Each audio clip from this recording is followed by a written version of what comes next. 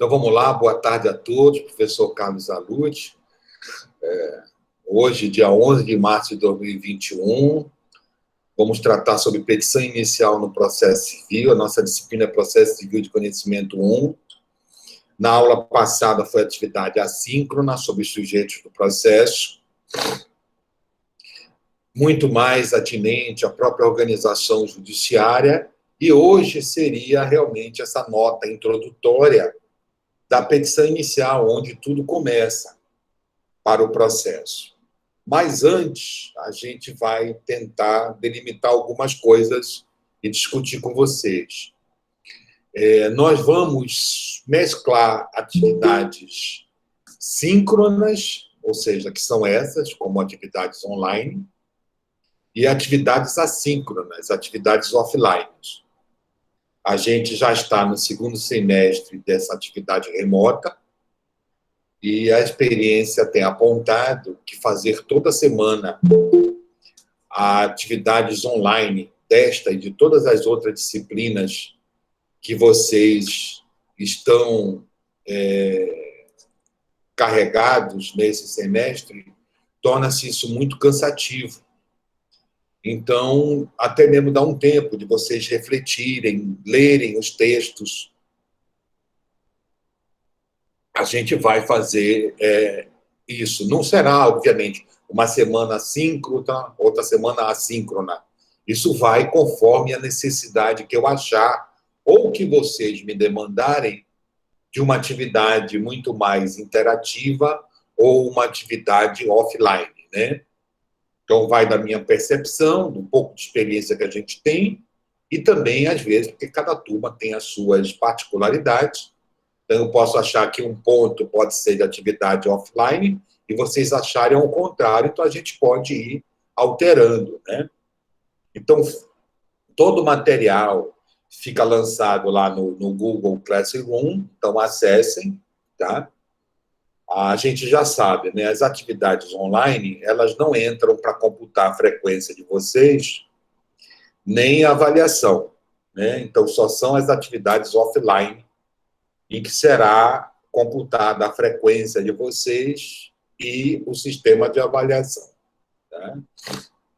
Então, tudo a gente vai fazer naquela plataforma, tá? A gente pretende passar 2 avaliações, fazer a média das 2 avaliações e tirar o conceito geral de vocês, tá? Então, já está lá o conteúdo programático, a indicação bibliográfica para vocês, tá? Cada aula terá este material com antecedência para vocês conseguirem dar uma olhada. E este link para nossas aulas online, ele será permanente, tá? Para toda a nossa aula. Então, gravem no computador, no celular de vocês, já esse link, que quando nós tivermos atividades síncronas, é por esta plataforma e por esse endereço que nós vamos nos encontrar, tá? A nossa aula começa sempre às 14h50 e termina às 18h20.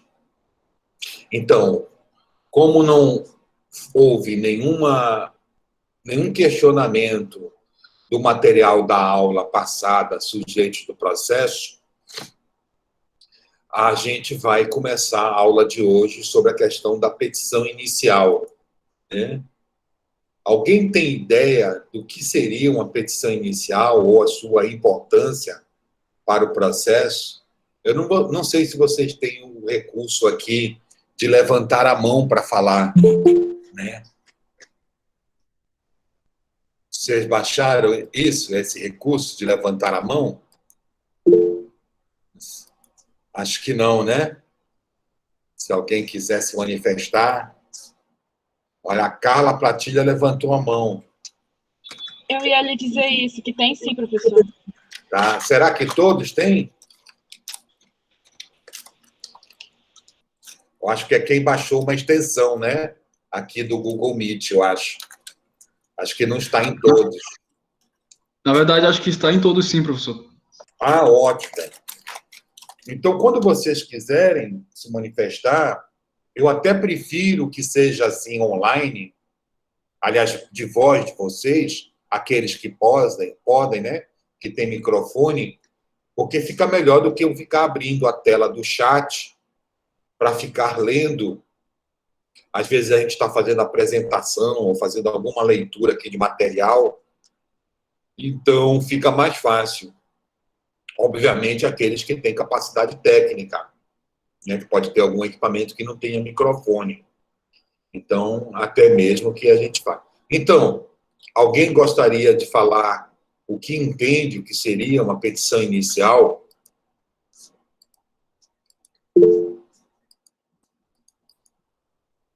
Quem levantou foi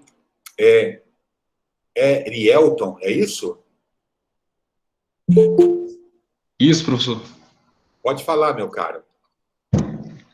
De acordo com o seu material e pesquisando por fora também, petição inicial é o primeiro ato para a formação de um processo judicial. Sim. Mais alguma coisa?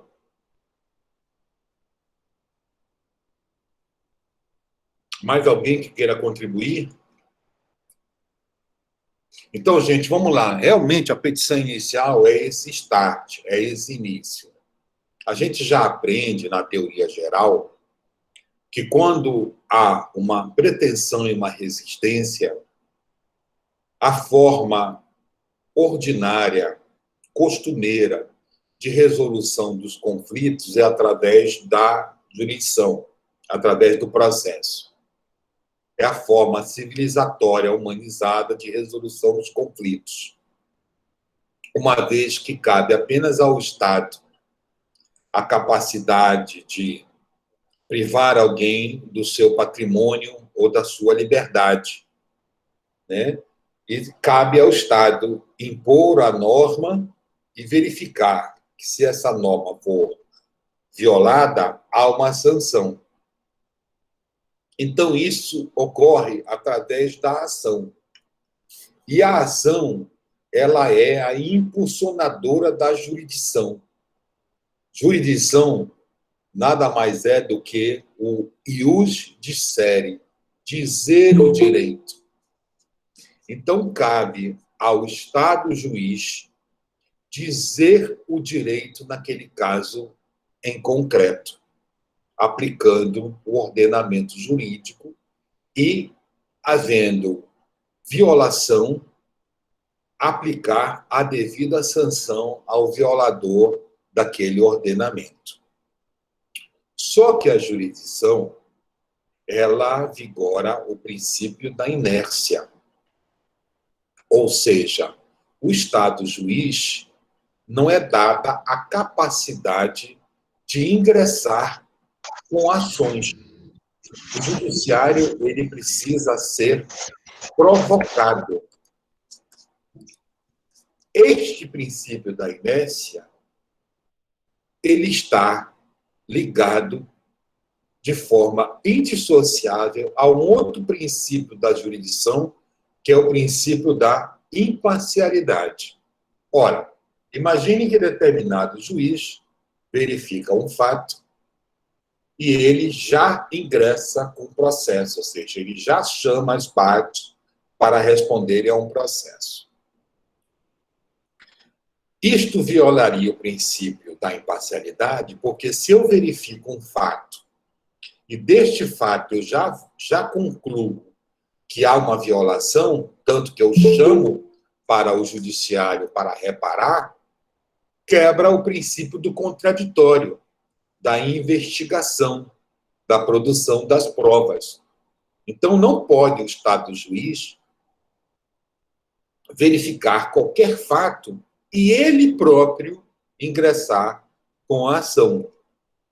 O que o juiz pode fazer é que, quando ele verifica alguma ilicitude, ele tem o dever de ofício de comunicar a quem de direito para tomar as providências. Vamos imaginar, por exemplo, que eu estou fazendo uma separação judicial, litigiosa, eu sou juiz da vara da família, e eu descubro, no decorrer desse processo, que o marido agride aquela mulher fisicamente.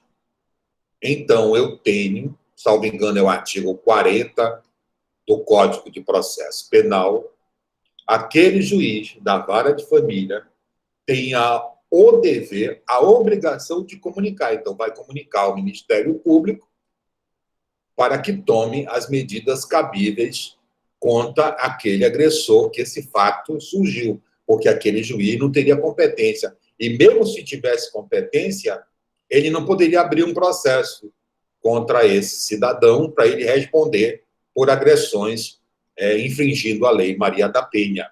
Mesmo assim, ele teria que comunicar ao Ministério Público e o Ministério Público caberia ingressar com a ação correspondente. Então, é por isso que é importante que o judiciário receba o processo ao invés de realizá-lo, porque quando se recebe o processo, ainda não se sabe quem tem a razão. E mais, às vezes não é só ter a razão, é provar que tem razão. Não adianta eu ter a razão do direito material se eu processualmente, ou seja, no decorrer da instrução processual, através do devido processo legal, eu conseguir provar aquela minha pretensão enquanto autor. Ou o réu provar a sua resistência.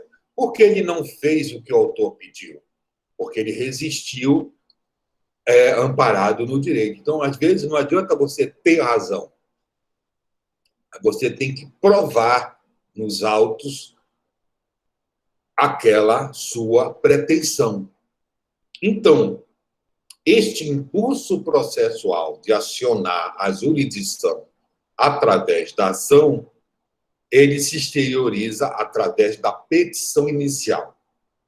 Então, é a primeira e importantíssima ato processual que vai ter enormes reflexos para aquela relação jurídica processual. Então, como o próprio Código de Processo diz, que o processo começa por iniciativa da parte e se desenvolve por impulso oficial. São raros os casos em que o Estado juiz pode agir de ofício. Então, é justamente através da petição inicial em que a parte autora delimita a apreciação do que pretende. É dessa delimitação que o processo irá se desenvolver. É esta delimitação que calcará a decisão do juiz. Porque o juiz só pode julgar aquilo que as partes lhe submetem. É um outro princípio da imparcialidade, né? O juiz tem que apreciar estritamente as questões que lhe foram submetidas. Então, ele não pode julgar nem menos, nem mais, nem fora do processo. É estrito a atividade do magistrado. É por isso que a petição inicial já delimita a atuação do magistrado. Tá? Então, é essa manifestação da vontade da parte autora que teve, no seu ponto de vista, uma pretensão violada, que apresenta ao Estado as suas reivindicações. Então, além de eu exteriorizar o que eu pretendo naquela lide, existem requisitos formais para a petição inicial. Esses requisitos, eles começam a partir do artigo 319 do Código de Processo Civil. Alguém tem um Código de Processo Civil que possa ler para a gente? Os requisitos da petição inicial?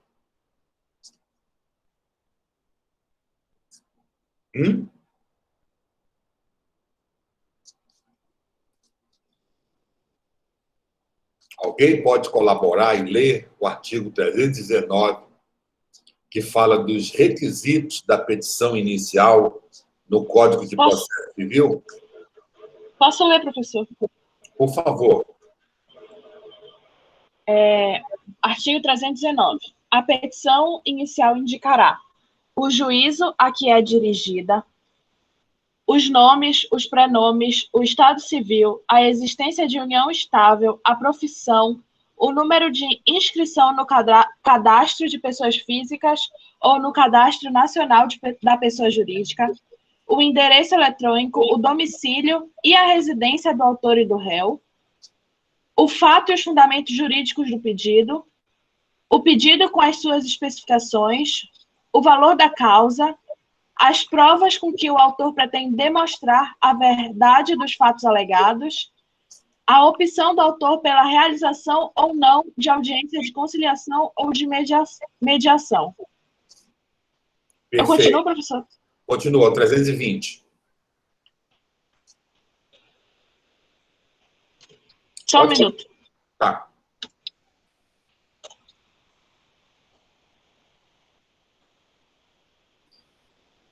A petição, artigo 320. A petição inicial será instruída com os documentos indispensáveis à propositura da ação.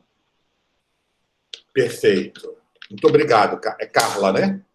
Isso. Isso, nome da minha irmã, Carla. Então, eu não vou esquecer mais. Então, vejam, são esses os requisitos da petição inicial. Primeiro, o juízo a que é dirigida. Tá? Então, você fala, né? Excelentíssimo. Aqui o juízo, quando fala, também se reporta à mesma situação do juiz, né?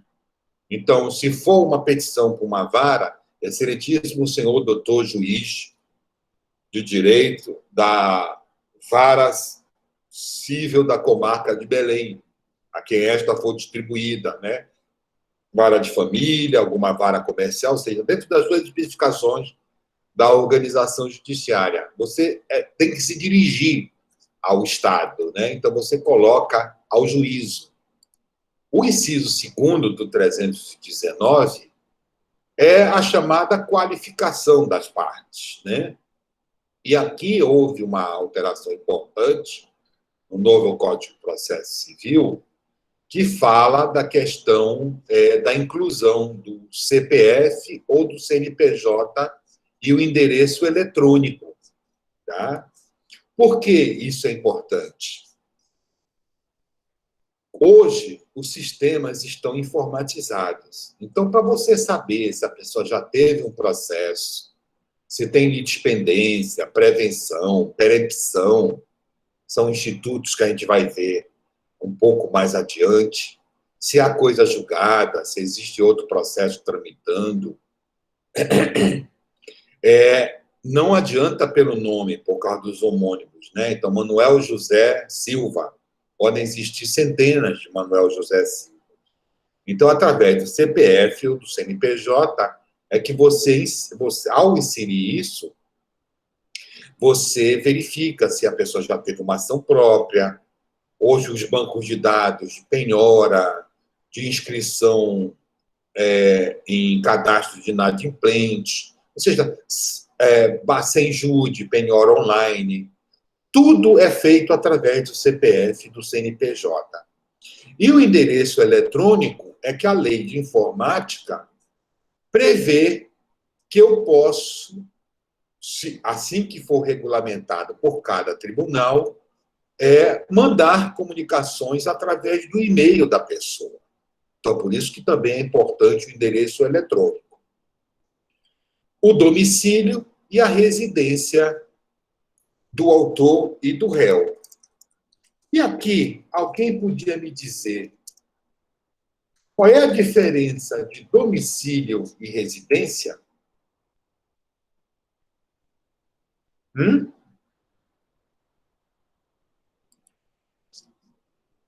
Vamos lá, civilistas. O que é o domicílio de uma pessoa?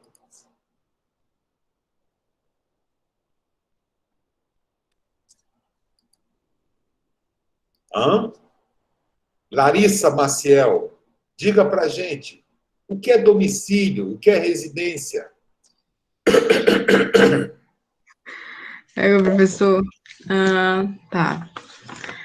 Eu acho que a residência ela é o lugar onde a pessoa mora, que ela tem uma espécie de permanência naquele lugar. Já o domicílio é basicamente, vamos supor que é a sede jurídica da pessoa, tipo, é o local onde ela responde por algum processo iniciado no nome dela, etc. Eu acho que é mais ou menos isso, não tenho Não, tá certeza. certo, é isso mesmo. Então é o seguinte, a gente pode falar que residência, eu só tenho uma, né? Ou não? Eu acho que não, professor. Eu posso ter várias residências? Eu acho que sim. Eu acho que a pessoa pode ter mais de algum imóvel e, sei lá, morar. Vamos lá, o que diferencia, né? É sempre uma matéria puxando a outra, né? Isso que é importante. A residência, gente, é o local onde a pessoa se estabelece de maneira permanente. É onde ele habita. Né?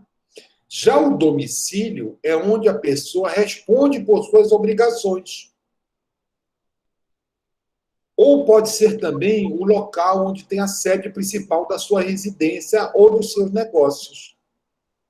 Tá? Professor, e quando uma pessoa, por exemplo, mora metade de um ano em um lugar e outra metade do ano em outro lugar, assim? Ou então tem que viajar a trabalho e ficar durante um período em um lugar e durante outro período em outro. Isso não seria residência também? Não sei, o que é que vocês acham? Eu também não sei, professor.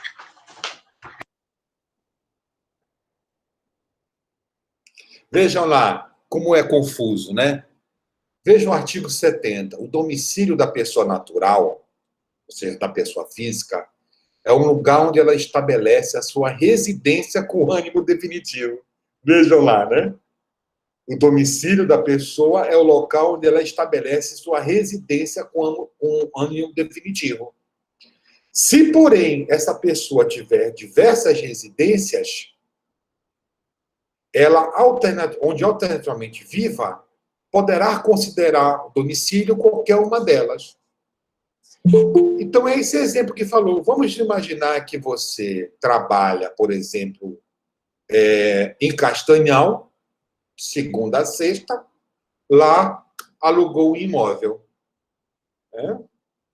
E sexta-feira você vai para Belém, que você também tem uma residência aqui em Belém. Onde você se fixou? Onde é o domicílio dessa pessoa?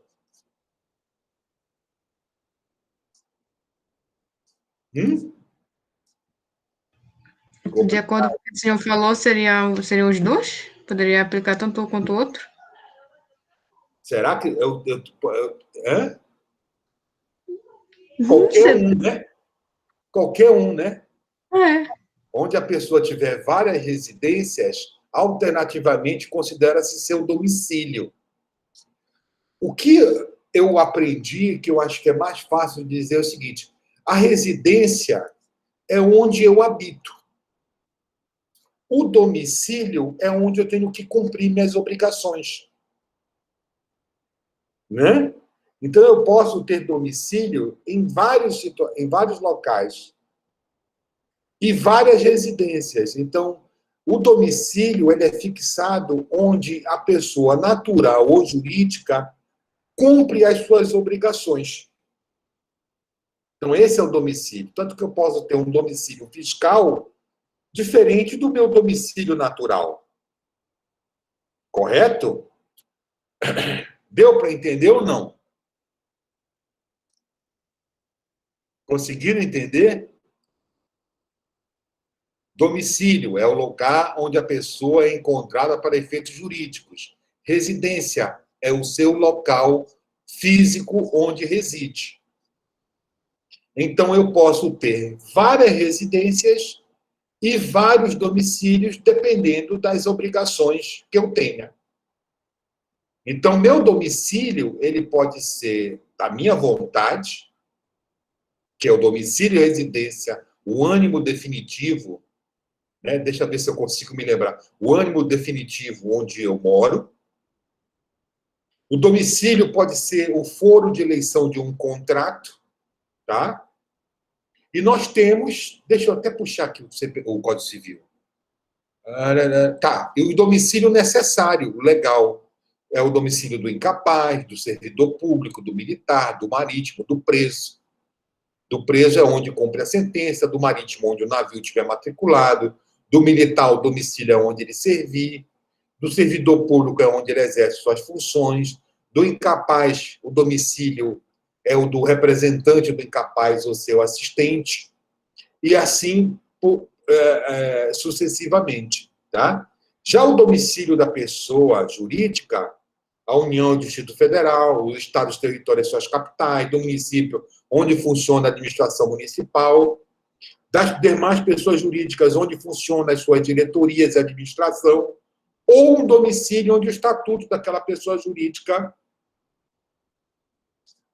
assim prevê. Então, residência é onde eu habito, e eu posso ter várias residências, e o domicílio é para efeito de obrigações jurídicas. Ok, gente? Podemos prosseguir ou não? Sim, professor. Tá ótimo. Então, depois nós temos os fatos e os fundamentos jurídicos do pedido. Aqui, gente, a petição inicial é narrar uma história. É uma conversa. Dia tal, aconteceu isso, houve tal resposta. São os fatos. Hoje, o que se verifica é um apanhado de citação doutrinária e jurisprudencial e pouco as partes relatam sobre os fatos. É aquele brocado jurídico máximo. Dai-me os fatos que eu te dou o direito. Ou seja, o que interessa para o juiz são os fatos. É ele que vai fazer o enquadramento jurídico. É claro que a parte pode citar alguma coisa, até deve em alguns casos. Mas o que eu sinto e o que eu verifico é que cada vez menos as pessoas estão lidando com os fatos. Hoje, com o uso da internet, do Google, do Ctrl+C, do Ctrl+V, você tem milhões de citações nas petições iniciais e nas defesas e pouca narrativa dos fatos. Tá? Então, narre. Eu estava saindo da Universidade Federal, ingressei pela Perimetral. Ao chegar na esquina da Vila Conceição, uma charrete avançou, bateu a lateral direita do meu carro, ocasionando os problemas conforme nota fiscal do conserto do veículo, etc, etc. Esses são os fatos. Tentei que ele fosse pagar meu carro, ele não pagou meu carro, até disse que colocaria numa oficina sem ser uma autorizada para ficar mais barato, mas mesmo assim ele não quis pagar. Então, não havendo mais possibilidade de negociar, venho procurar o ressarcimento nesta justiça. Esses são os fatos. Depois eu apresento os fundamentos. Gente, fundamentar um pedido não é citar lei. Fundamentar o pedido é dizer aonde a sua pretensão se calca. A pessoa que causa dano a outro é obrigada a reparar, ainda mais este caso que foi inadvertido, etc. Não pode transitar em via pública, esse tipo de transporte assim, assim, assim. Né? Então, não é dizer, a minha pretensão está calcada no artigo 50 do CPC, 40 do Código Civil. Não, isso não é fundamentar. Fundamentar é dar o sustentáculo jurídico do seu pedido. Quais são os fundamentos jurídicos que embasam os fatos para que você obtenha a sua pretensão. Tá? Depois, você tem que fazer o pedido e suas especificações. Tá? A ação, ela possui 3 elementos. Vocês se lembram de teoria geral? Quais são os elementos da ação? São 3 os elementos da ação. Quais são eles?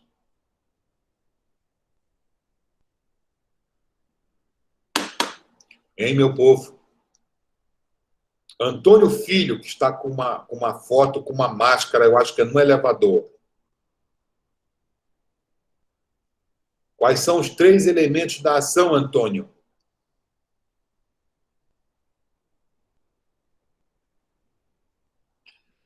Joaquim Feliciano. Quais são os 3 elementos da ação? Olha que vergonha, isso está gravado. Eu vou publicar no YouTube, na minha página. Vai ser uma vergonha para vocês. Hein, Joaquim Feliciano? Quais são os 3 elementos da ação?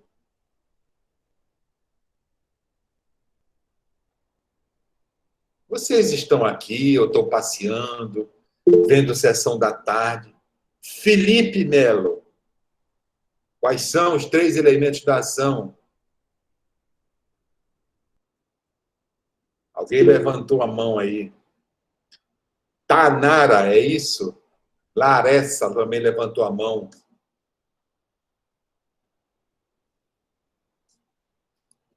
Partes, causa de pedido e pedido. São esses 3 elementos indissociáveis da ação. E é o que estão reportados na petição inicial. Tá? Outro requisito da petição inicial, o valor da causa.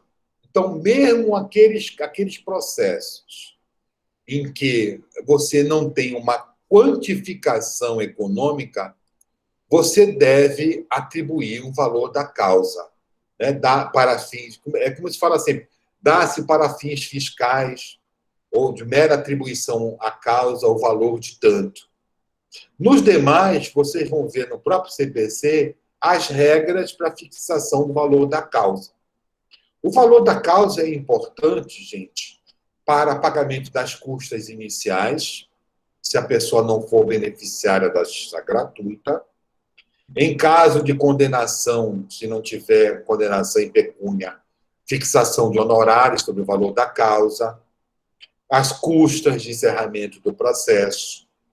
O valor da causa pode definir o rito e até a instância, se vai ser para o judiciário comum ou para o juizado especial, para as varas de juizado especial. Então, o valor da causa assume uma prova importante, um fato importantíssimo para a ação, que define, inclusive, a própria jurisdição. Também nós temos as provas que o autor pretende mostrar. Aqui, gente, não é fazer já uma esmiuçar, detalhar, item por item, as provas que você pretende usar. Se admite, neste momento, que é de impulso processual, de start da jurisdição, que você faça aquele pedido de caráter geral e abstrato. Protesto ao autor, como se fala sempre, em provar o alegado com todas as provas de direito permitidas, com depoimento das partes, oitiva das testemunhas, perícia se for necessário, e demais provas em direito. Pronto. Tá? Você vai ter um outro estágio processual em que o juiz pode fixar o ônus da prova e quem deve provar, que aí você vai ter que colocar a prova se é prova documental, se é prova testemunhal, se é prova pericial, aí você vai ter que explicitar com clareza o que você pretende. Mas, nesse primeiro momento, não é seguir a ferro a fogo, como vocês vão encontrar em algum material, tá? É apenas fazer aquela postulação geral. E, por fim, o autor já tem que declarar na petição inicial se aceita ou não uma audiência de conciliação e mediação. Aqui o Código de Processo Civil muito passou a se assemelhar ao processo trabalhista, em que a égide do processo trabalhista é pela conciliação, né? Por exemplo, no rito ordinário trabalhista, o juiz tem que, obrigatoriamente, em 2 momentos processuais, conclamar as partes à conciliação, sob pena de nulidade, inclusive. Nisso, o CPC se pegou muito com o processo do trabalho, em que haja uma audiência conciliatória ou mediadora antes mesmo do andamento processual. Então, se o autor, desculpa, gente, não colocar isso, poderá haver a audiência. Então, se o autor não pretende, sabe que aquela empresa não faz acordo, que, na verdade, essa audiência de conciliação só irá atrapalhar mais, protelar mais o andamento do processo, ele deve declarar: informa Vossa Excelência que o autor não pretende que haja audiência de conciliação, mediação, e aí pode colocar motivo para não parecer chato, dizer que não está propenso ao acordo, porque este advogado tem inúmeras ações contra a mesma empresa, e nenhuma delas ela faz nenhuma proposta de acordo. Então, assim, de uma forma polida, educada, porque quem sabe até que no futuro possa ter acordo, mas se você acha que não vai ter, pela sua experiência jurídica, já pode prescindir desta indicação que haja a audiência de conciliação e mediação. Gente, aqui eu vou colocar para vocês, no chat, a questão dos pedidos, tá? Porque quando o código fala os seus pedidos, ele não diz que pedidos são. E aqui nós temos, vejam no chat de vocês, nós temos o pedido imediato, que ele é o certo e determinado, é um pedido direto da providência do Estado. Eu quero uma sentença condenatória, declaratória, constitutiva, executória. É o que eu pretendo. Quero que Vossa Excelência condene o réu a pagar a importância de 50 mil reais, foi o conceito de tal ou tal. Esse é o pedido imediato. É a providência que eu pretendo que o judiciário me faça. Já o pedido mediato, ele pode ser genérico. É, na verdade, o bem que o autor pretende conseguir com essa providência. Então, qual é o bem? Ressarcimento, reparação daquela despesa que eu tive. Reembolso daquela despesa que eu tive. Porque meu carro foi danificado por culpa do réu. Então, eu tive que pagar o conserto e agora eu estou pedindo ressarcimento. É o bem que eu pretendo com essa providência. Por isso que ele é o mediato. Nós temos também os pedidos alternativos. Tá? Eu peço anulação do casamento ou separação judicial. Fui para o casamento, não consumei o casamento, assim, papapá. Então, peço que anule. Caso Vossa Excelência não entenda pela não anulação do casamento, não tenho mais condições de viver com a pessoa, por isso, tá? Então, peço que seja declarada a nossa separação marital. Perfeito? E, por fim, nós temos um ou outro, pedidos alternativos. E, por fim, nós temos os pedidos cumulativos. Desde que haja conexão, ou seja, é o bem a ser tutelado do pedido imediato, haja essa conexão, eu posso fazer mais de um pedido no mesmo processo. Alguém pode me dar algum exemplo de um pedido cumulativo? Em Fabrícia, o que seria um pedido cumulativo? Me dê um exemplo, por favor.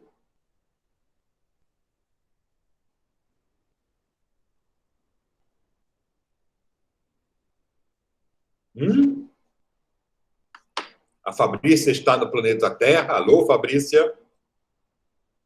Alô, alô. Amanda Saraiva. Posso falar? Pode. Eu estou indo de acordo, na verdade, com a aula que o senhor postou. Ele deu...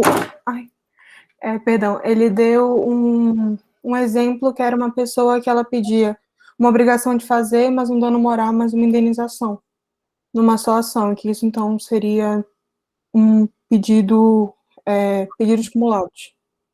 Sim, mas um exemplo. O que seria a obrigação de fazer, acumulada com indenização moral? Me dá um exemplo, se tu consegues. Uma pessoa bateu o carro, e aí ele pede a obrigação de fazer, que seria o conserto do carro, não sei se tá certo, mas vamos dizer um dano moral, se o cara saiu e xingou no momento que a culpa era dele, Isso mesmo, e também uma indenização, enfim. É isso mesmo, Amanda. Você já tem conexão, né, com o que foi, com o pedido, tá? Alguém deu exemplo aqui, acho que foi Bárbara, nome da minha filha, Bárbara. Pode acumular, né, pedido de reconhecimento de paternidade com alimentos. Eu posso acumular, por exemplo, uma ação de despejo com cobrança dos aluguéis atrasados. Tá? Eu posso acumular uma ação de despejo por falta de pagamento com reparação dos danos que fez para o imóvel. Correto? Ou seja, é um bem jurídico a ser tutelado, há a imediatividade do pedido e eu posso acumular essa reparação, porque é um princípio de economia e de celeridade processual, que as coisas estão conexas, ou seja, estão ligadas, mesmo com fundamentos distintos, mas se referem ao mesmo bem a ser tutelado, à mesma providência, e aí eu posso acumular esses pedidos no mesmo processo. Ok? Tá? Alguma dúvida em relação a isso? E aí o parágrafo 1º diz: caso eu não tenha as informações do inciso 2, por exemplo, eu não tenha a profissão da pessoa, o seu CPF, o seu CNPJ, o seu endereço eletrônico, poderá o autor, na petição inicial, requerer que o juiz diligencie para essa sua obtenção. E aí fala-se, a petição inicial não será indeferida se faltar alguma informação do inciso 2º, que é o inciso da qualificação das partes, desde que seja possível a citação do réu. Então, por exemplo, eu não sei o CPF desse cara que bateu o meu carro, que mora ali numa vila da Perimetral. O juiz vai indeferir a petição inicial? Não, porque é possível citá-lo. Sabe-se o nome dele completo, sabe-se aonde ele mora, e depois essa providência de CPF pode ser obtida, mas não é motivo para logo estancar a petição inicial. Até mesmo que o Código de Processo Civil veio estabelecer a prevalência do mérito sobre a forma, em que você, na verdade, consiga espancar essas filigranas formalísticas para que se atinja o mérito da questão. Muito parecido com o processo do trabalho, sabe? Desse dinamismo, da impugnação, a prevalência do mérito, um processo menos formal, né, e muito mais útil e eficaz na solução daquele conflito. E aí prossegue. A petição também não será indeferida, nos casos da qualificação, se a obtenção desta informação for impossível ou excessivamente onerosa. Imaginem, ao acesso à justiça, que eu não coloco o endereço eletrônico do réu. Um juiz vai indeferir essa inicial? Não deve. O CPC diz que não é caso, porque pode citar o réu, já que sabe o nome dele, o CPF, onde ele mora. E você obter o endereço eletrônico, o e-mail de uma pessoa, é uma tarefa muito difícil e pode ser muito onerosa, porque nós temos 50 milhões de provedores em que eu possa ter um e-mail. Hotmail, Gmail, da minha empresa, do exterior, da UFPA, do meu trabalho. Ou seja, a obtenção deste dado vai tornar tão difícil, impossível, ou dificultar tanto o acesso à justiça, que ele pode ser prescindido naquele primeiro momento do ajuizamento da petição inicial. Tá? Por fim, nós temos o 320, que fala aqui é a chamada materialização da sua pretensão. Ou seja, na petição inicial, eu já tenho que juntar todos os documentos que são indispensáveis àquela ação. Então, neste caso que nós falamos aqui, eu estou pedindo que o cidadão me reembolse o dinheiro que eu gastei consertando o meu carro, eu tenho que juntar a nota fiscal dos serviços, das peças que eu comprei, do que foi me dado. Correto? Se eu estou discutindo o contrato, eu tenho que juntar este contrato. Se eu estou fazendo uma separação judicial, eu tenho que juntar a certidão de casamento. Então, todos os documentos que são indispensáveis à propositura da ação, eu tenho que fazê-lo já na petição inicial. Já na petição inicial. E aí,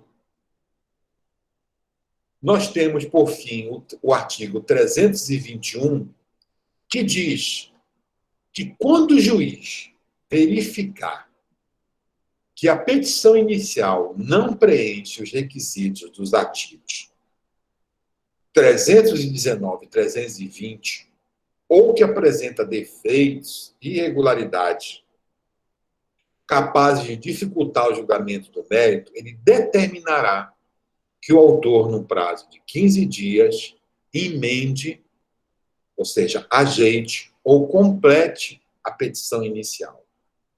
E aqui um detalhe que o CPC veio colocar. O juiz deve indicar com precisão o que deve ser corrigido ou completado pela parte autora. Ou seja, ainda tem a possibilidade de você oportunizar. Tá? Vejam, aqui diz que o juiz deve, ao verificar ou não apresenta, deve indicar ao autor com precisão o que deve ser corrigido ou complementado e dizer, olha, está faltando tal coisa, o valor da causa está errado, você não indicou a prova, você não falou se quer audiência de conciliação ou não. Então, emende ou complete a inicial. E tem que dizer, porque antigamente era muito comum o juiz dizer assim, emende o autor a inicial no prazo legal sob pena de extinção do processo. E não dizia para a parte autora qual foi o vício que o juiz detectou. Hoje, não. O juiz deve indicar com precisão o que é que precisa ser complementado ou o que precisa ser corrigido pela parte autora. Só assim, aberto este prazo e a parte não complementar ou corrigir a petição inicial, é que o juiz indeferirá a petição inicial. Tá? E se ela estiver completa, aí o juiz irá mandar citar o réu para se defender da ação. Ok? Tá? Alguma questão com relação a isso?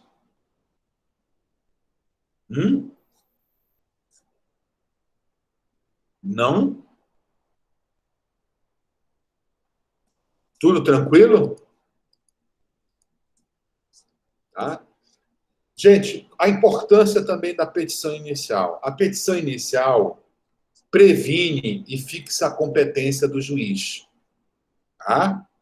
Por exemplo, se houver desistência da ação, ou se ela for extinta, quando a parte autora reajuizar, volta para aquele mesmo juiz.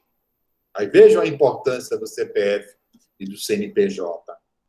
Isso é para evitar que a parte escolha qual é o juiz que ele quer que julgue aquele processo. Tá? Então, repetida a ação, virá para o mesmo juiz. O recebimento da petição inicial com a citação do réu interrompe a prescrição, ou seja, para de contar a prescrição. Tá? E evita que o direito seja fulminado pelo transcurso da prescrição. Então, por exemplo, nós vamos ver que, para mim, o ato de se defender é um ato muito mais difícil do que da petição inicial. A petição inicial, a pessoa chega no escritório de advocacia, com o advogado, narra o seu problema. Se não for caso urgente ou que houver perecimento do direito, o advogado tem um tempo para estudar, preparar a petição inicial, ver os documentos, e mesmo se tiver faltando alguma coisa, o juiz manda ele emendar no prazo de 15 dias. Enquanto que a gente vai ver da defesa, não. A defesa, o réu tem um prazo de 15 dias para se defender e juntar todos os documentos sob pena de preclusão.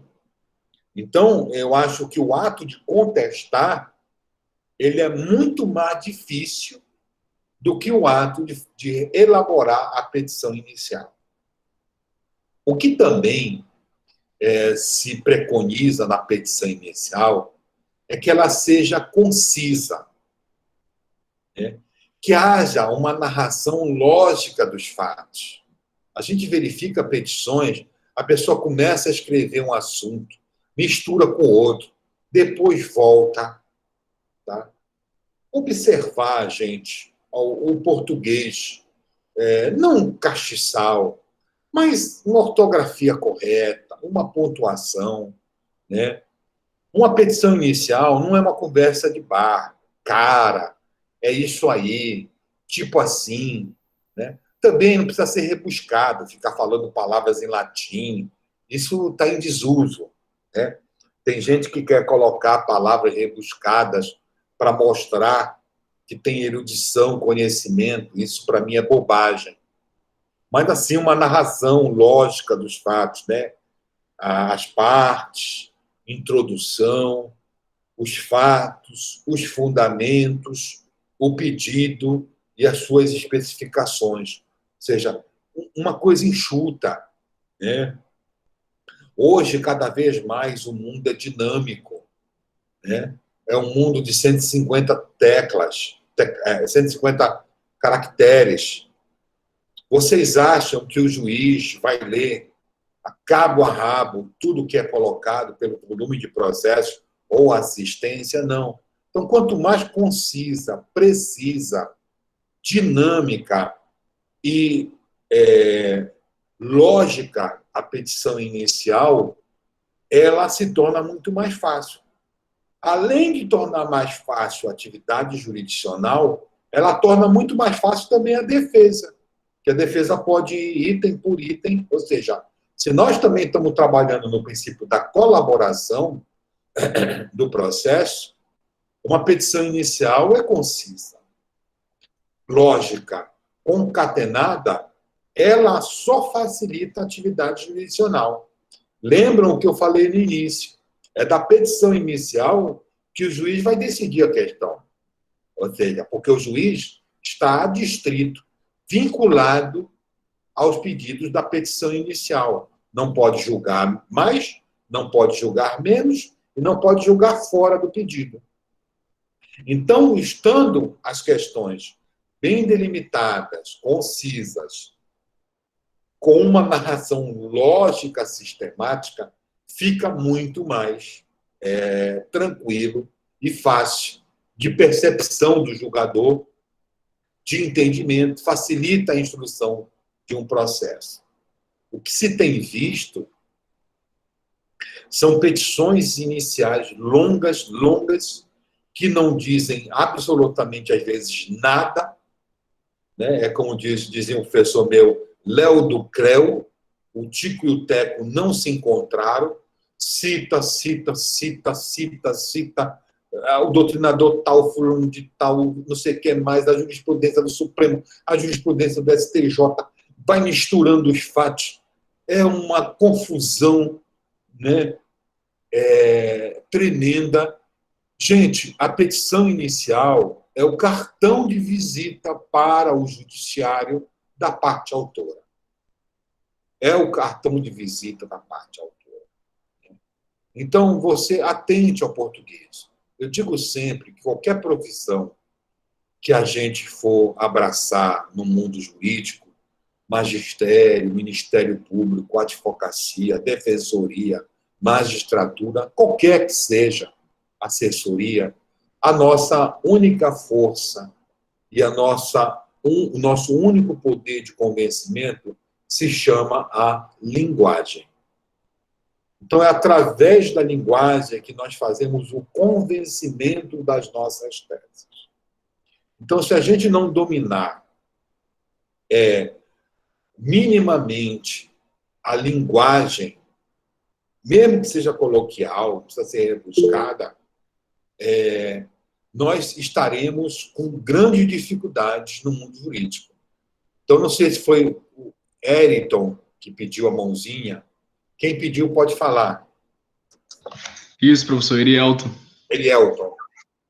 Um comentário que eu queria fazer a respeito seria dos elementos que eu estou fazendo e da questão da forma escrita que é prescrita em lei.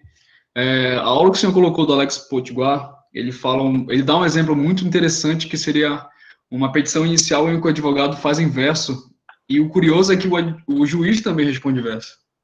Então, fica muito claro aí todos os elementos que estejam, né, dentro dessa petição, desse pedido que o advogado tem que fazer, a pessoa tem que fazer, e essa forma livre, né, de certa forma, portanto, que a pessoa que vai ler, no caso o juiz, entenda, ele possa dar também, né, um resultado que a pessoa também vai entender. E é bem curioso, né, que o advogado faz inverso, muito bem feito, e o juiz também responde verso.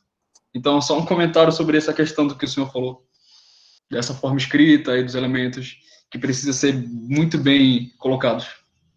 Olha, eu sei esse caso, isso virou um anedotário, né? Eu estou até aqui com ele já. É uma ação de uma seguradora, que rejeitasse a ação de uma seguradora. Um dos trechos da petição inicial é aqui, assim, ó. O autor sobre esse evento e falar que foi lesado, que lesado foi ao acidentar. Por isso, procurou onde a demanda ajuizar, preferiu o domicílio do réu sem vacilar. Olha,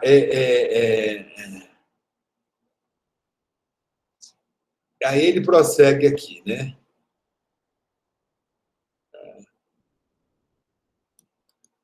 Era o pedido da seguradora para o processo ir para outra comarca, né? Aí o autor responde à seguradora. Aí ele prossegue. Sendo competência territorial pode optar, seja onde a sucursal ou onde morar. Isso é jurisprudencial, não precisa reafirmar. Ademais, o réu sabe que deve pagar, aqui ou em outro lugar. Porém, para modificar, não basta alegar, prejuízo tem que demonstrar. Sobre esse intento, não conseguiu provar, portanto, o autor, para finalizar, pede para o doutor apresente e rejeitar. Aí, o juiz, chamado Zacarias Leonardo, acaba decidindo também em versos, tá? No final, ele coloca assim, da sua decisão. É preciso colocar na espera um ponto final. Por isso, sem mais delongas, porque não sou poeta, firmo de logo a competência do juízo da capital. E aqui que se deve resolver o quanto o caso afeta. Tá?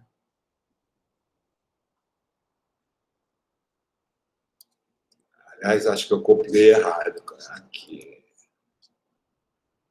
Anotou o juiz. Vejam, por mais que seja... Eu não sei, o que é que vocês acham disso, hein? Alguém mais quer contribuir com isso? Vocês acham que é conveniente, eu não diria nem que é errado, fazer petições ou o juiz responder em versos?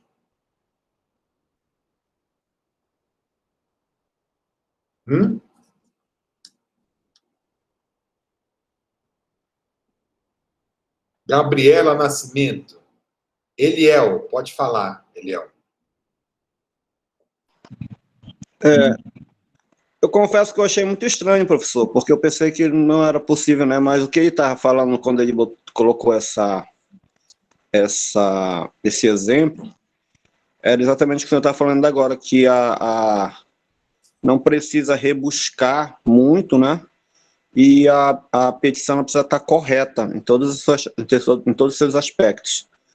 Era nesse sentido que ele estava falando. Agora, eu achei estranho ser pedido, né, em forma de poema e respondido em forma de poema. Não sei se, como o senhor falou, acho que conveniente não é muito, não, para a questão jurídica. Eu não sei se, não parece muito conveniente, né, no modo de ver. Perfeito, obrigado. O João diz que não acha errado, mas talvez seja comum. Gente, errado não é verdade? Apesar de eu achar que para documentos jurídicos se deve utilizar a prosa, né? Então, na verdade, isso é mais para anedotário, para descontrair, para a pessoa se sentir engraçada. Nós, inclusive, estamos comentando sobre eles, né? Justamente o que aconteceu. É como atualmente vocês dizem, né? Ganhar biscoito, né? Nesse tipo de situação. Eu, particularmente, eu não acho correto, né? Às vezes eu vejo petições ou decisões, as pessoas colocam citações da Bíblia, não sei o que, Jesus, tal, o Salmo diz isso. Eu me lembro que uma vez só eu fiz uma sentença em que eu fui recorrer a citações bíblicas porque eu achei super pertinente. Porque o caso tinha isso. Era um cidadão judeu, né? Ou seja, guarda de sexta para sábado, né? Eu acho que né, de 18 horas de sexta, 18 horas de sábado. E ele sempre trabalhou em horário comercial de segunda a sexta. De repente, a empresa, depois de vários anos, diz para ele, olha, agora você vai trabalhar em escala.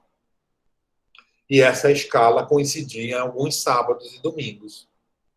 Aí ele foi lá no departamento pessoal, disse, olha, eu sou judeu, tenho que me guardar.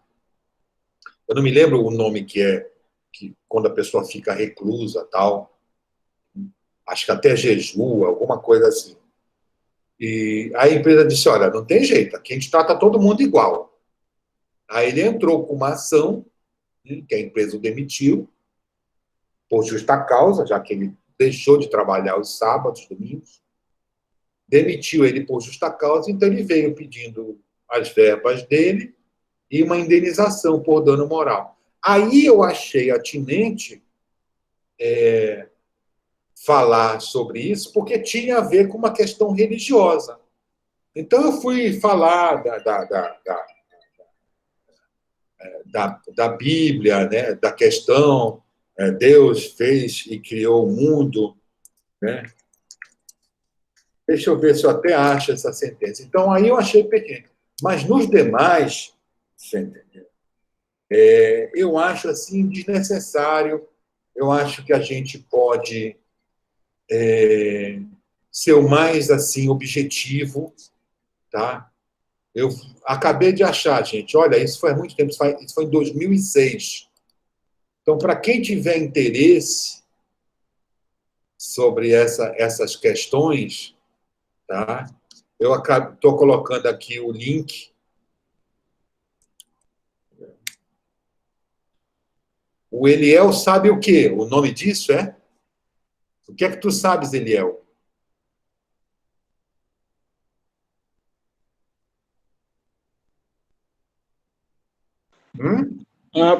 Porque há algo em comum na minha religião com os judeus, porque eu sou adventista do sétimo dia. Sim. E nós guardamos o sábado de um pôr do sol, outro pôr do sol. Acho que é isso que o pessoal está citando aí. Ah, mas é de sexta para sábado ou é de sábado para domingo? É de sexta para sábado. Pôr do sol de sexta até o pôr do sol de sábado. É isso mesmo. É isso mesmo. Uhum. Então, eu não estou errado, não, né? Aí eu faço uma transcrição, né? Tento ser o mais ecumênico possível, colocando que as diversas matizes religiosas, a católica, muçulmanos, judeus, pentecostais, preconizam que sempre você tenha um dia de descanso, né? Para você se reconectar, etc, etc. Então, aí, nesse caso, eu achei que seria pertinente, né? O sábado bíblico, que está em Gênesis, etc., o sabá. Então, é nesse sentido, né? Mas, nos demais, eu acho que tem que ser assim, sabe, o mais coloquial, uma linguagem, não diria rebuscada, mas uma linguagem um pouco mais formal do que você usa no dia a dia, e eu acho que seria mais pertinente, né? Mas errado não está. Mas eu acho que tem que ser a prosa, sabe? Mas e aí vamos ver justamente essa questão, tá? Alguma dúvida, meus caros, com relação a isso? Não? Tá? Então, vou agora encerrar a gravação da nossa aula.